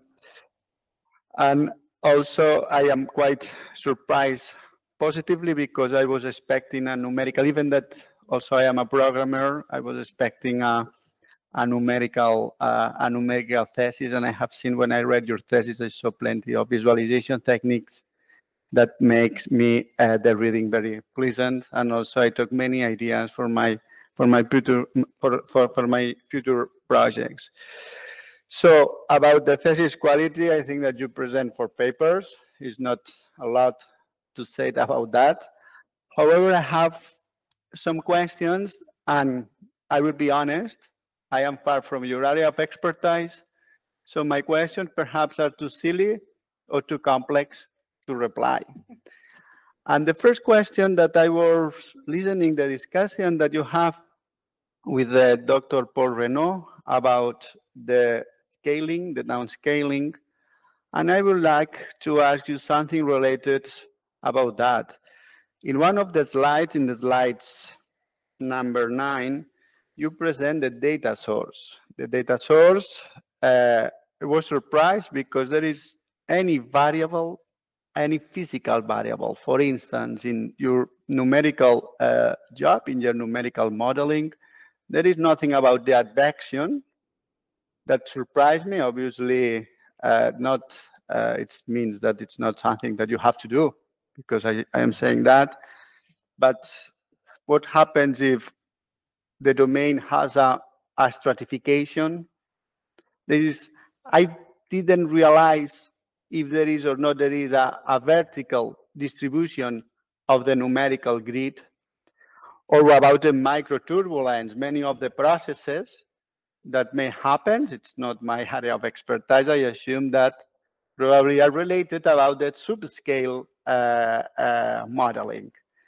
You said when you were discussing with Paul that you try to simplify the processes in some way. But for me, I think it's quite difficult to imagine that, and for that reason, I asked you this question, or perhaps it's more a comment about, for instance, what happens if when there is a plume, a river plume, you know, it's a strength, a relevant nutrient load. The case that you present of the North Sea, and also in the Clyde, in the Firth of Clyde, also probably the nutrient loads from the Scottish River are quite relevant. And I guess that has a straightforward impact on the biomass productivity. For that reason, my first question, are also related with the light attenuation, the vertical column. So for my first question, it's related to that. What happens about the physics on the ecological modeling? Okay, I can actually provide an answer to that, I think. The ecospace model is two-dimensional. There's no explicit consideration of depth that gets averaged out. One of the reasons was that Ecospace was built as a model to quickly test hypotheses. The urban legend code that Ecospace needed to be able to complete a run in the time it took to smoke a cigarette, because that's the amount of patience that the main scientist had. But you can still represent the vertical column quite well. You can have pelagic species eating pelagic species and being affected by pelagic drivers that you can bring as a separate layer. And you can have your benthos doing other things. You can stratify your benthos food web as your benthic connections and be affected by bottom temperature, for instance. And you can do the water column. So you can stratify the data coming in from Earth system models to capture those kind of depth domains and get a general idea how those might affect those species. Ecospace has an advection model that you can bring in, but we've also set up the Ecospace, the Ecopath approach, that our strength is food web modeling. All the rest is fringes. Fisheries science is fringe science. Advection is fringe science. Niche modeling is fringe science. So we provide proxies, we provide simple calculations within the Ecopath and Ecosim approach to capture those processes. But if you have something better, you can bring it in and override what Ecospace does. And then again, because of the way we coded it, that's how we want to make the system work. If you have a great advection model, throw ours out and use yours. If you have a good niche model, don't use the Ecospace habitat fortune capacity model, use your own. That's been the premises of the Ecopath with Ecosim approach. It's just, okay, you can use what we have, but if you have something better, please. No? Mm-hmm. And I think that's a powerful premises. So you can, for instance, you can bring in the currents in the affection model. So I have, and you can use those to have larval distribution, for instance, or you can distribute your nutrients. You can force the nutrient maps. That is another way of doing it. If you have a good plume model, it's okay. The nutrients are now here, now here, now here, now here. You can bring that in to drive the food availability of your model. So that's another pathway you can use. You can do the same with upwelling. There's plenty of models that represent upwelling in a Benguela, for instance, without having that vertical explicit calculation. You just bring the effect of the upwelling into the model. So there's these kind of shortcuts. But of course, because Ecospace is a two-dimensional model, it has limitations, like every other model. So if you really want to look in the third dimension, then you probably need to use something like Atlantis or a more capable model. But that's fine. Like, that's where we draw the box. We do the limits. We have ways of getting around some of those limitations. But if you want to really do it in minute detail, then please don't use Ecospace. Then that would not be a sensible idea. But in the cases that you present here today, do you think that to include a advection model has an impact, for instance, in the... Well, on EcoOcean, what we used is Earth system model output. We used for that big case study with the mass calculations, we used EC Earth and we used North CPM. They were just two models participating in Triatlas, and they were, okay, we're going to use these players, regardless of what data they delivered. Earth system models, some of them are very bad at capturing coastal dynamics. They won't have nutrient loading. They won't have river inflow. Others have it. So if we connect to the right hydrodynamic and biochemical models, we can bring in river plumes in a high detail. We can do that, but it's not something that we can conjure up. Somebody else needs to give it to us. Of course, we can include it. So as long as you leave that door wide open, I think then you're reasonably okay. Oh, sure. No, because my next question is also linked about the availability of this information, and probably you know the Copernicus initiative from the European Union that also they provide forecasting and also hindcasting, not only the physics but also the biomass production, etc., and some additional variables. I don't know if you have in mind to include that in the Copernicus portal or in some point to capture, because you have a forecasting every day in function of the products. It's 5-day forecasting, 10-day forecasting. Do you think that if that would be a good idea, also it would be feasible and also useful to include the modeling system, the complex modeling system that you present here today with the Copernicus products? Yeah, the issue is that we use a lot these kind of forecasting, and we prefer to use the forecasting more in decennia or maybe even century than a few days. We bring in ecosystem like biomass estimates for phytoplankton groups, especially because it drives the food or is the foundation for the food for the whole food chain. So we bring in often the phytoplankton dynamics to advise our model and see what happens. And those are based again on circulation and climate models. So that's the end of a certain production chain that we can take up and drive our ecosystems with. Whether to include Ecospace in Copernicus, I mean, OceanVis will be included in Copernicus. So we're contributing with the OceanVis as a way to visualize.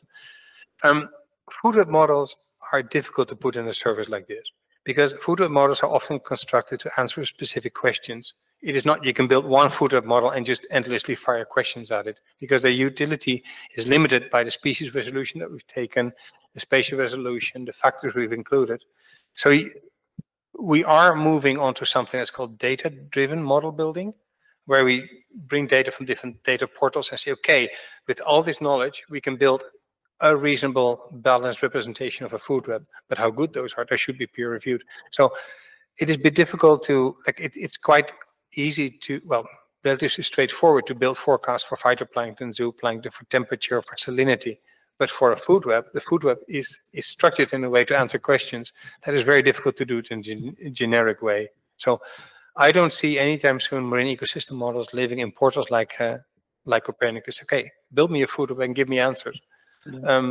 We can get there partially, but how good that will be, for that we need systematic calibration and validation to make sure that what we can construct is actually sensible, not in ecological terms, in realistic terms, and robust enough. And for that, we need tools like my framework. So I think we're at the beginning of those kind of dialogues. Okay. If Quite anything. clear. Yeah. Well, my last question or comment. Well, I have one quite fast, but just only a curiosity. The code in which language it's coded and why? Just okay. We coded Ecopath with Ecosim in .NET. Yes. In .NET. .NET is it is a bit of a outsider in sciences, but the Microsoft.NET is built by Microsoft. But Microsoft.NET is an application building framework. It's not only the math. It's also data. It's user interface. It is database. It is web services. It's the most complete application building framework to build any kind of software with. We use that because Ecopath with Ecosim is not only an ecological model, but it also has a rich interface. It has a plugin system to connect to any other software. It can scrape things from the web. You need all the tendrils. And the reason we also connected ourselves to MSP Challenge is that they were written in C#. .NET is a C# language. So Ecopath with Ecosim can really plug in as a Lego block, look, inside the MSP Challenge, and you had it working. You just needed to connect the codings up. So my argument that kept recurring through the presentation is, yeah, the choice of coding platform depends how far you can take it. Microsoft.NET is engineered for mature, full stack, like a complete application development, interconnectable with over 60 programming languages in any platform, in any operating system. But yeah, it's maybe a less optimal engine for quick data manipulation. It doesn't have the powerful features that R and Python have, but it offers so much more in terms of mature platform building. Okay. And that's why we picked this tool. Because the first and foremost, the ecology is a part of it. The rest is the interconnectivity and the usability. Quite clear. Yeah. Okay. My last question is perhaps a comment based on my experience. Because, well, the question itself is, have you asked what the end users want? I ask you that because I don't know, I have seen that it's quite clear that for a scientist tool, it's for a scientist audience, it's a very useful tool. Nothing to say about that. But what happens about the non-scientist? Because I will share with you my experience.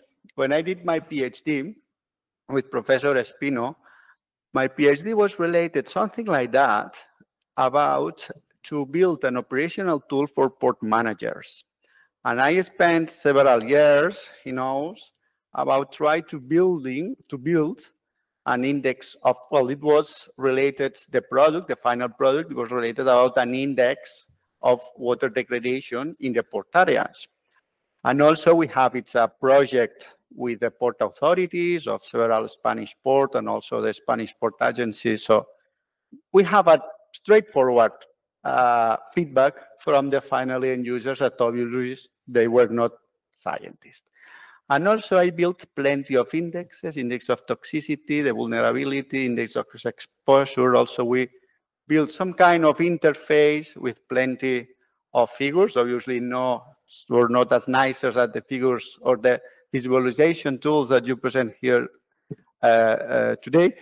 However, it was quite nice.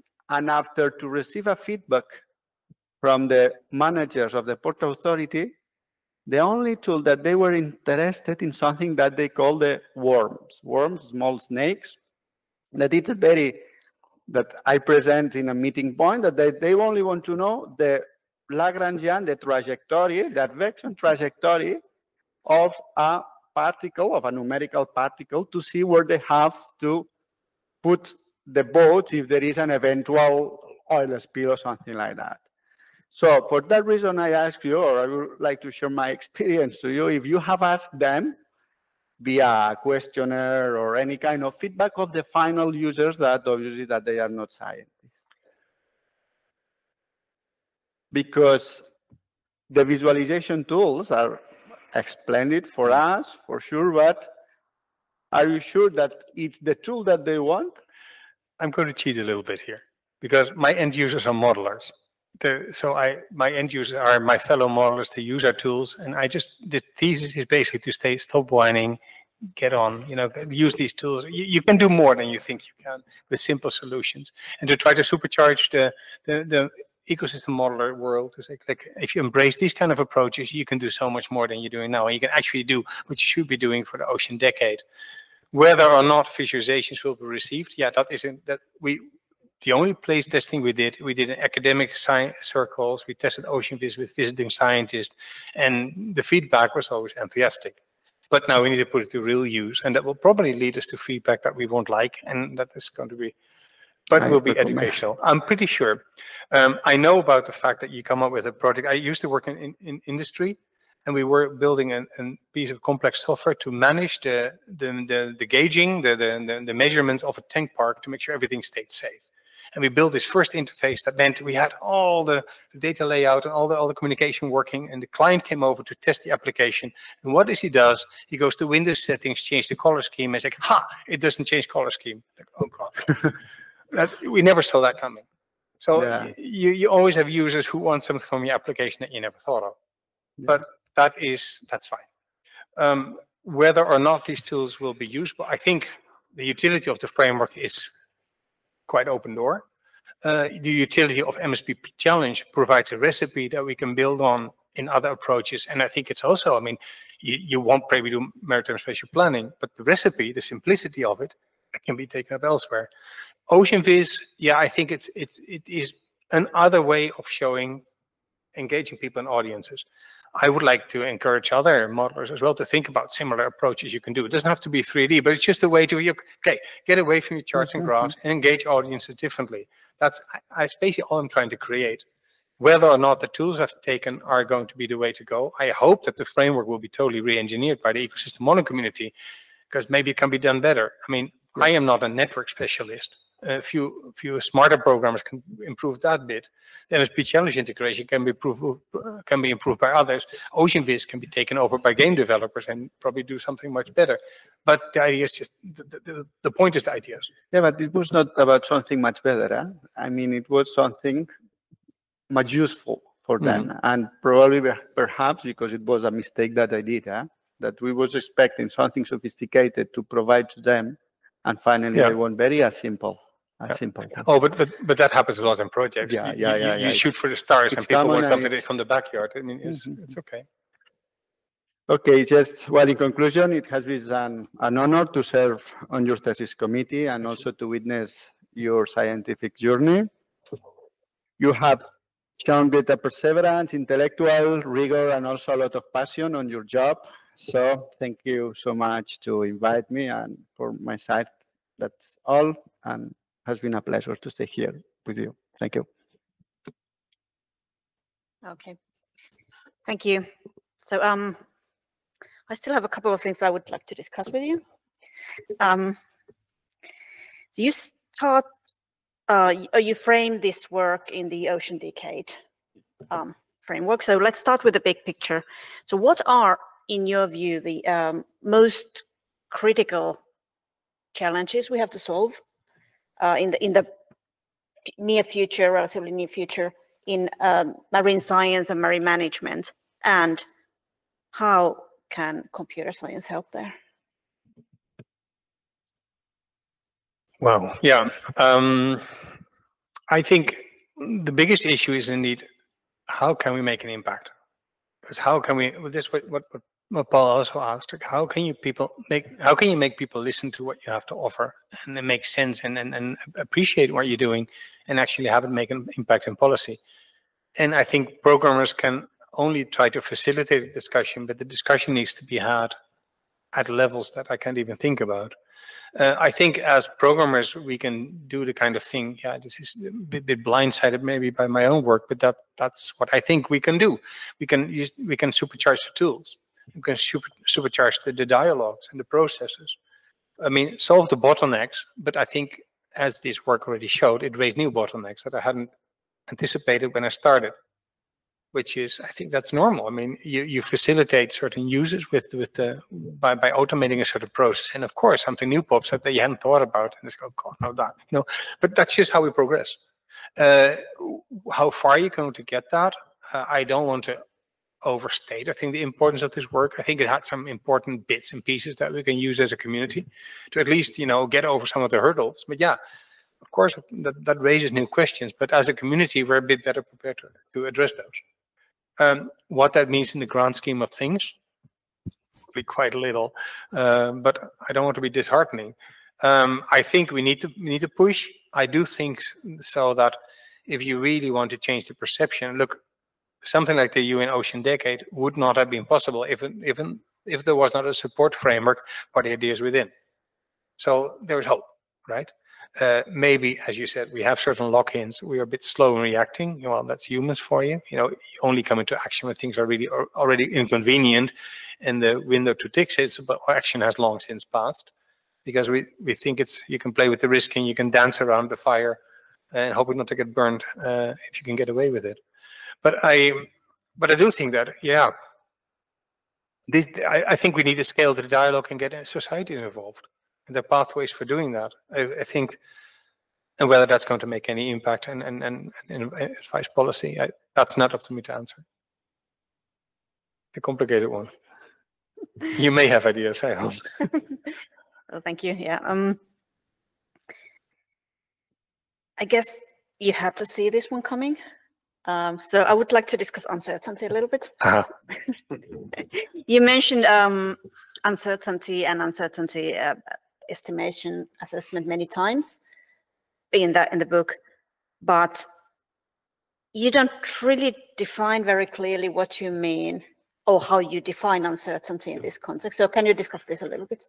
Okay, well, I think in paper number 3 we discussed the different types of uncertainty that have been addressed. The parametric uncertainty, you got your scenario uncertainty, you have your intrinsic uncertainty. The different classes of it, and I think those definitions serve well for the general discourse. The easiest one is parametric uncertainty, but uncertainty in your policy objectives or uncertainty in the model structure, the way the code propagates and the way it produces results. All these factors, of course, have impacts on your outcomes. I think from the purpose of this thesis, it was the most important thing to highlight that these assessments cannot be done and with a framework where you can deploy your sciences across infrastructures. You at least gain the superpowers to execute these models countless times and start addressing issues like uncertainty. I didn't want to get too much deep into it because I'm not an expert, I'm not a statistician, I'm a programmer. But I do think that it is important to realize that everything we do, when we try to discriticize, try to turn an open world into something discrete, that we're cutting corners, we're limiting ourselves, we're omitting important dynamics, we omit important knowledge when we chop a 3D world into 2D. Yes, of course, we are taking great steps that omit important dynamics. Models have to do that. There's no chance. There's only one good model of reality, and that's reality itself. And any effort to try to reproduce that in an automated fashion is a simplification, a necessary simplification, but that's fine.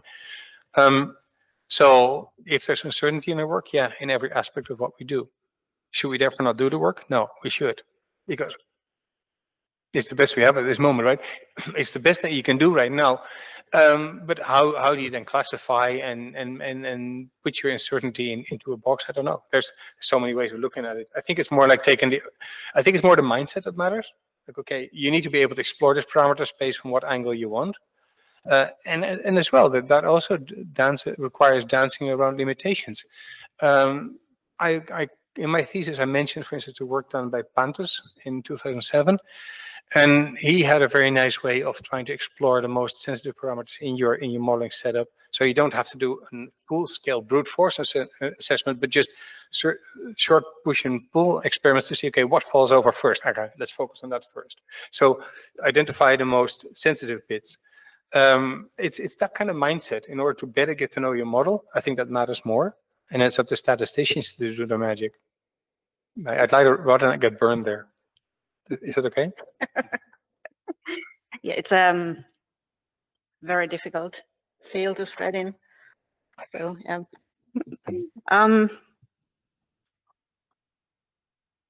Okay, I was actually let's go closer to software engineering, I suppose. But you talked in case of the ocean, what was it called? Ocean model. Anyway, Eco-Ocean. You talked about simplifying the model in order to make it. Oh no, I think that was the MSP properly. Anyway, you talk about simplifying the model in order to make it run in like reasonably fast. So I was wondering, like, what principles would you say we should follow when we are simplifying the model? And is there okay? So that was like one part. So how to simplify it? Are there some guidelines? But then closer to the software engineering part, like, could you actually do part of this speeding up by optimizing the code or optimizing the data structures to speed up the actual running of the model instead of simplifying the model to be run?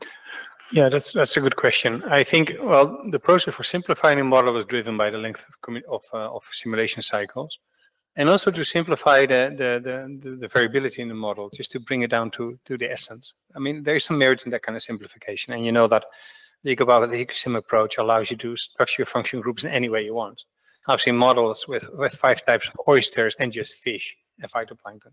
I have a model seen with like 100 types of fish. I mean, you can focus on where you find your importance. That's a strength, but maybe also conceptual weakness about the model. But you can structure your ecosystem as you want. And the idea, we provided guidelines for the simplification process in the MSP challenge by providing guidelines to say, okay, you want to retain a resilient ecosystem with not single signal paths, but make sure that if you start pushing and pulling the system, it doesn't keel over. It is robust, it's resilient, but it only includes the groups that you really need in order to model the ecosystem well. And our guideline was up to 35 functional groups, which is a decent amount.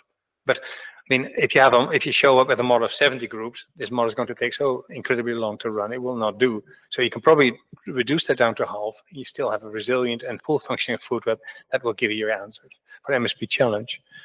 About the software engineering then, the reason I make such a fuss in paper 3 about what kind of framework we need is that food web models are such a complicated beast to model with. It is not like, for instance, in medicine where you want to see if you fold a protein, maybe you can find, protein folding, maybe you find the configuration that you need.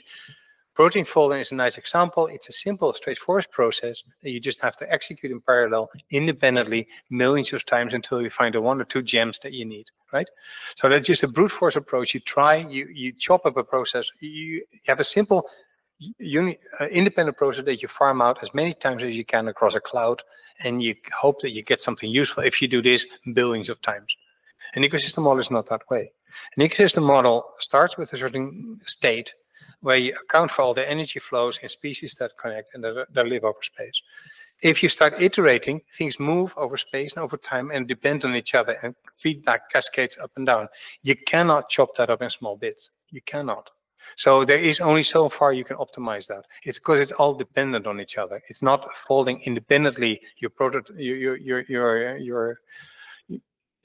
chemicals. No, you really have to treat this as a mass. So that makes what you can, for instance, do. You can model the world. You can model the Atlantic, the Pacific Ocean, and the Arctic, etc., as separate models, and make them, and then at the end of a run, or meanwhile, deal with the connection points. You could do that. But it's those kind of optimization that you have to worry about, not about how can you optimize the code much more. That's what I try to articulate in the 3rd paper. That's why marine ecosystem models are highly incompatible with high-performance infrastructures, where you typically do that. This is your problem, while you chop it up in a million pieces, and you let them all execute independently. You can do, for instance, we could do, for instance, model fleet behavior independently. But so basically, you take out of this big box, you take your fleets with the parameters, you split them up, do them run, and you need to put it back together. The splitting up and bringing it back together, at some point, that starts taking more time than the actual computation. So there you reach your tipping point. That is not useful anymore. And in these kind of complex mechanistic models, that's what you reach at some point. And that's why, you cannot simply keep optimizing these things forever.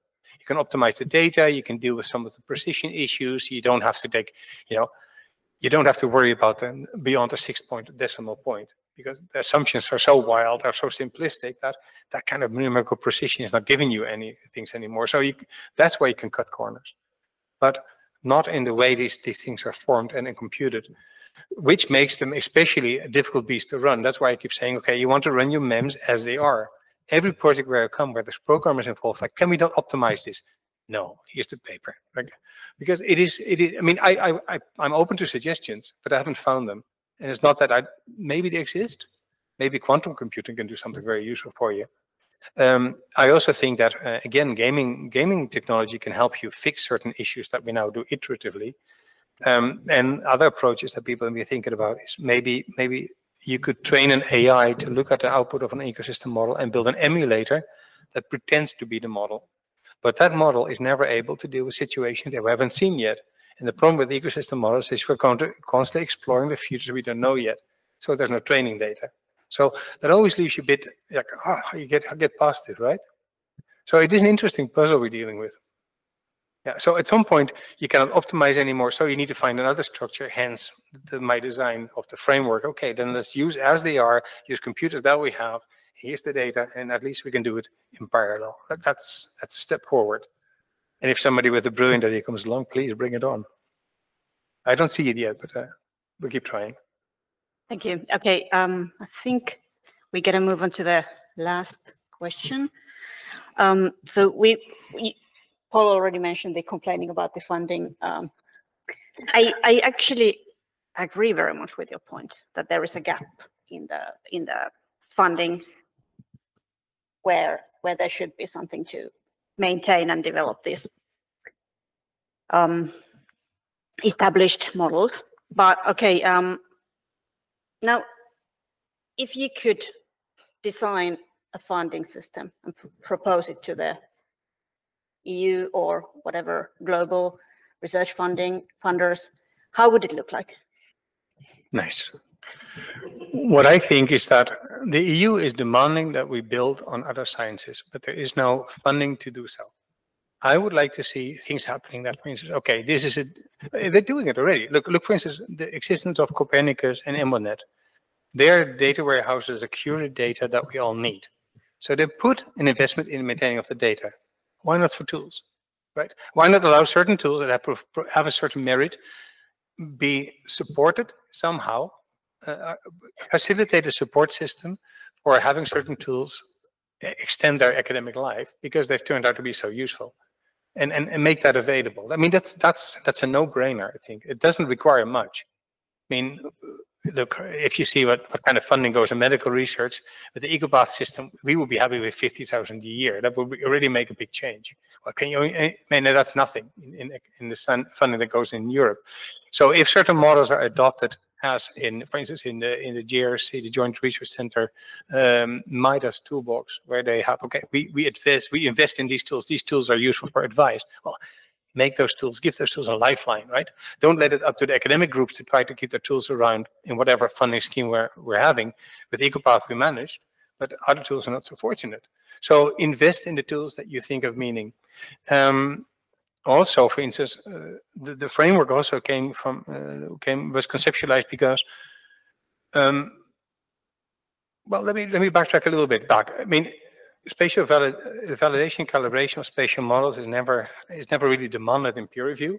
I think if peer review had demanded this from the onset, we probably would have found a way to do it as a community. So we are also being allowed to get away with murder, and therefore it never really happened. But if you, for instance, I think I'm losing my train of thought here. No, I think that it comes down to that we need to find a way to consolidate our approaches. Oh yeah, I wanted to say this. So scientists are supposed to deliver robust and solid executions, but again, it is all left up to the scientists to figure out how to do that. And if you're part of a big institute like IFAMER or so, where you have an IT department that run a cluster and can help you put your models on the cluster, great. But for most of us, that doesn't exist. There is all, and if the EU wants robust science predictions to be made, then why not create a cloud where scientists can run their models on? Like, okay, you get pre-vetted, you get quality control. You're not going to Bitcoin farming there. You're going to run your ecosystem models. You can promise to be a good guy, but at least provide a run space where this is feasible. So there are several infrastructure things that can be done and long support things that can be done to make life so much easier. if you're really serious about the science. But if you only keep valuing the new scientific discoveries and the rest is just left up to this community, then we're not going to get anywhere. So I think there can be, and not earth-shocking things, but there can be something being done. And if we, I think, across UE project as PIs, we band together and say, with the big placards and build barricades, or simply protest and come up with a solution. I would like to see, for instance, something like Copernicus, build the Lindemann, build a framework for you can run an ecosystem model, right? That should not be impossible. I mean, we can do it for data, why not for tools? And I think it's necessary. So that's sort of my vision, and I'm not for sure how to get there. I don't have the connections, but I see the need. So maybe this is something we can start bugging the EU for collectively. Thank you. So, I am very pleased to see an interdisciplinary PhD thesis, and I'm very pleased to see a computer scientist working on marine science and marine modeling. So thank you for inviting me here, and thank you for giving the opportunity to read this work. It's been a pleasure. Now I would like to ask if there's any doctor in the room who would like to ask questions. No. Okay, I think that Professor Espino wanted to say a few words. Well, in my only word is thank you. Thank you very much to be here, to all the members of the panel, because I think your questions, your comments, your ideas are very interesting. I note with Manel in order to have good ideas for our future projects. And give my congratulations to Jeroen, because I think it's an impressive work and very interesting for the moment we are now in the ocean science of the decade, as you said. Okay, and thank you very much to all of you for to be here. Anyone? Very proud. Thank you. So now I ask everybody to leave the room for a little while, and we'll ask you back when we are done. Shouldn't take super long.